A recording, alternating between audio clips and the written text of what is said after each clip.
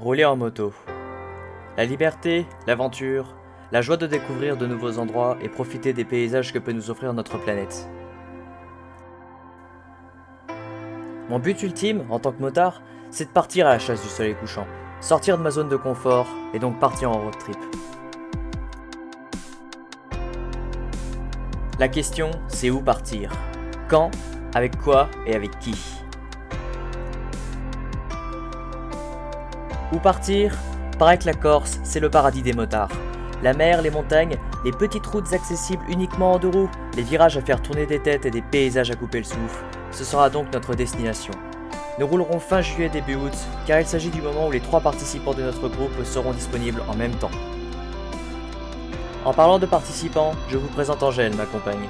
Passagère ou sac de sable pour les initiés depuis un peu plus d'1 an. Le deuxième motard est Andrew, mon frère. Il a le permis depuis un peu plus d'1 an et est surmotivé pour faire des kilomètres en notre compagnie.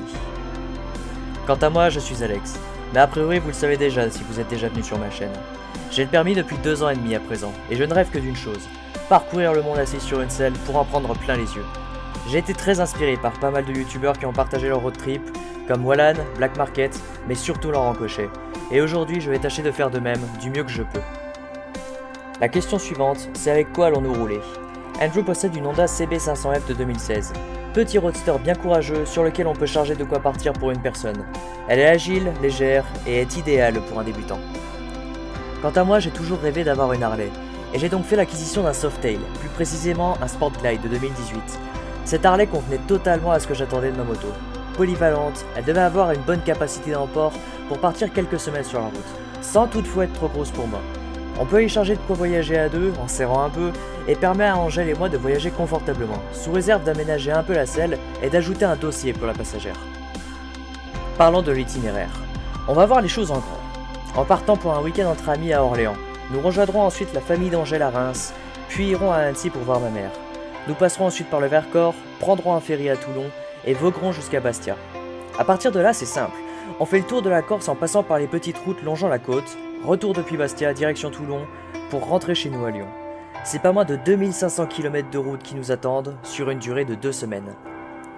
Allez, je vous emmène? Vendredi 3 août. Il est 10h du matin, nous sommes fin prêts à partir. Rien n'a été laissé au hasard et nos sacs contiennent tout ce qu'il faudra pour nos vacances. Le matériel d'entretien est dans nos valises, ainsi que de quoi réparer en cas de petite panne mécanique au bord de la route. Nous avons aussi de quoi tenir un peu moins d'1 semaine en termes de vêtements, avant de quoi boire et manger sur la route, et de quoi enregistrer nos aventures, un PC, une caméra, un appareil photo. Nous partons pour Roanne par les petites routes, et profitons de paysages vraiment sympas. Nous sommes tous excités et contents de vivre notre première vraie aventure motarde, et le moral est bon.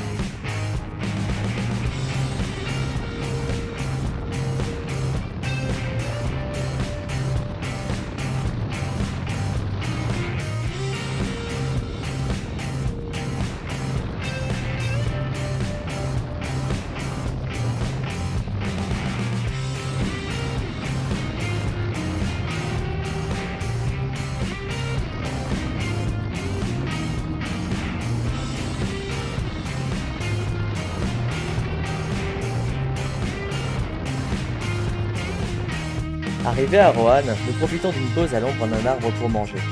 Il nous reste encore beaucoup de route à faire, et il nous faudra prendre l'autoroute pour rallier Orléans à temps. Ce sera la seule fois que nous prendrons une autoroute de tout notre voyage.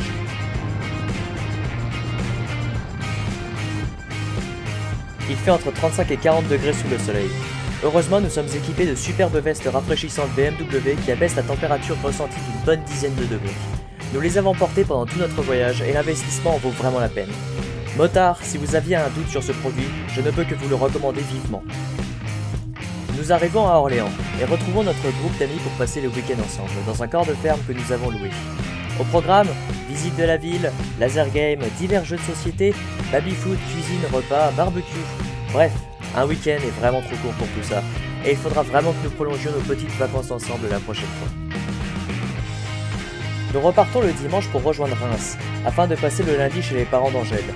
Nous ferons une excursion à travers Orléans afin de visiter la cathédrale et croiserons dans la ville un Sport Glide strictement identique au mien. C'était vraiment sympa d'en voir un autre sur la route, le modèle étant encore très récent.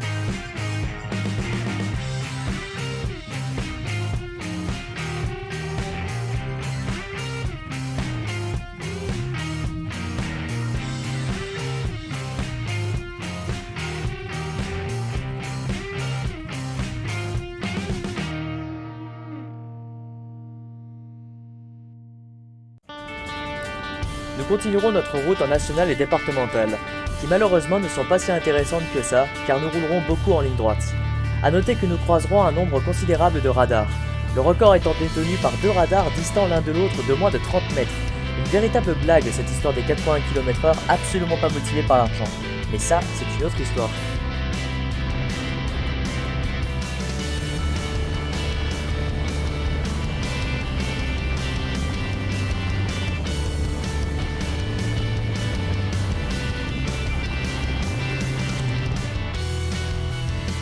Nous arriverons en fin d'après-midi et profiterons d'un repos bien mérité, car nous avons bien roulé ce jour-là. Le lendemain, bénéficiant du beau temps, nous avancerons quelques travaux dans le jardin, mais tâcherons de nous économiser afin de garder nos forces pour le reste du trajet, car il reste beaucoup de kilomètres à parcourir. Le lendemain, nous partons pour une des plus grosses journées de notre road trip, à savoir 450 km à travers la France, depuis Reims jusqu'à Annecy. Il nous faudra 7 heures pour rallier notre destination, et je ne vous cacherai pas, ça n'a pas été facile pour tout le monde. Cela dit, personnellement, j'ai adoré chaque seconde de cette journée, car le sentiment de réaliser quelque chose d'unique était vraiment présent, et j'ai eu l'impression de gagner mes premiers galons de motard.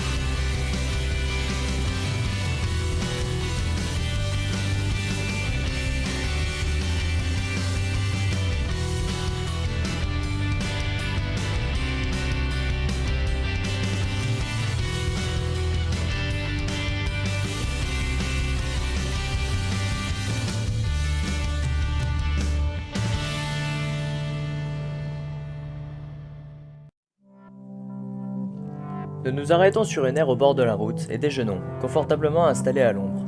L'endroit est vraiment calme, ce qui contraste avec le bruit constant de la route. C'est un vrai moment de détente pour nous trois, et chacun profite de cet instant pour se ressourcer. Nous en profitons aussi pour vérifier nos pactages, afin de s'assurer que rien n'a bougé lors de la première partie du voyage. Il faut retendre un peu quelques sangles, et c'est une habitude que nous prendrons pour le reste du voyage.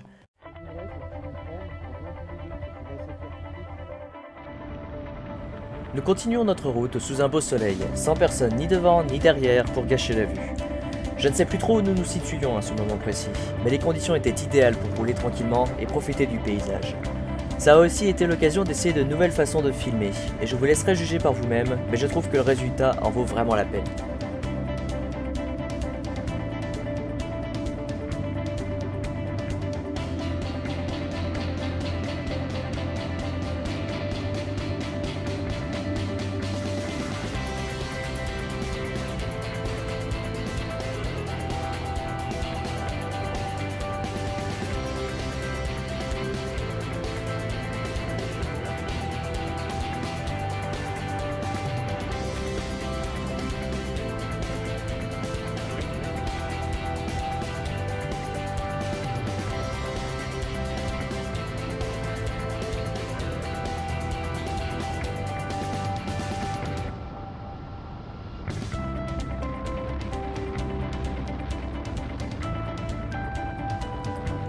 Durant notre trajet, nous avons eu la surprise de passer par 2 villages, Pringy et Épagny, dont les noms nous sont familiers puisqu'ils existent aussi près de chez nous, vers Annecy. C'était drôle de passer par là et nous nous sommes arrêtés pour prendre quelques photos.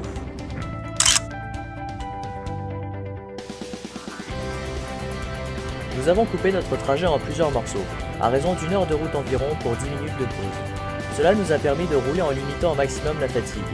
Ça a été aussi l'occasion, parfois, de manger un morceau, boire, mais aussi de recharger nos vestes rafraîchissantes. Nous avons dû innover un peu pour ne pas perdre d'eau en faisant ça, et la valise latérale gauche de ma moto s'est finalement transformée en bassine d'eau pour ne pas perdre une seule goutte.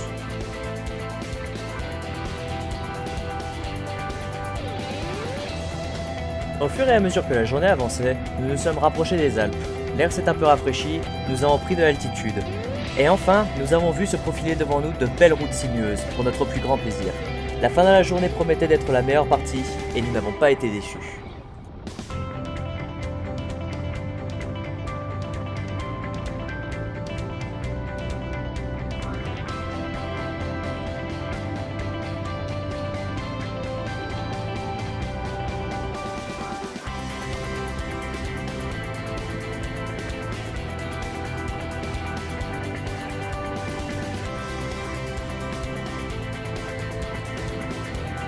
Enfin, au bout de 7 heures de route, nous arrivons à destination.